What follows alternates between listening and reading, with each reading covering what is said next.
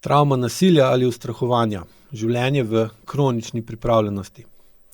Otrok, ki živi v okolju, kjer nikoli ne ve, kaj sledi, ali sledi udarec, vpitje, ponižanje, razvija visoko napetostni sistem preživetja. Njegov avtonomni živčni sistem je v simpatičnem stanju. Njegovo telo tako ne more biti sproščeno, saj to pomeni izpostavljenost. Zato razvije kronično pripravljenost, dvignjene rame, trdo hrbtenico, težke noge, gibanje zelo kontrolirano, plitek dih. V odraslosti to pomeni težave s kronično napetostjo, tesnobo, nezmožnostjo sproščenega gibanja, dihanja, nezaupanje do lastnega telesa ali odzivov drugih okoli njega.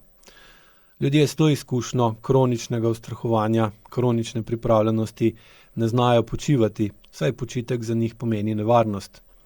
Od tu je le še korak do kronične utrujenosti, kronične izgorelosti, kroničnih poškodb, odvisnosti od dela, od športa ali od substanc, ki omogočajo vsaj kratko sprostitev in beg iz te kronične pripravljenosti ali ustrahovanja.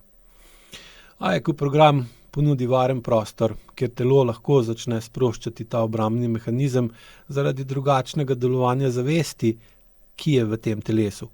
Drugačno delovanje zavesti pa je posledica teorije, ki jo na programu dajem, in vaj, ki jih na programu vodim.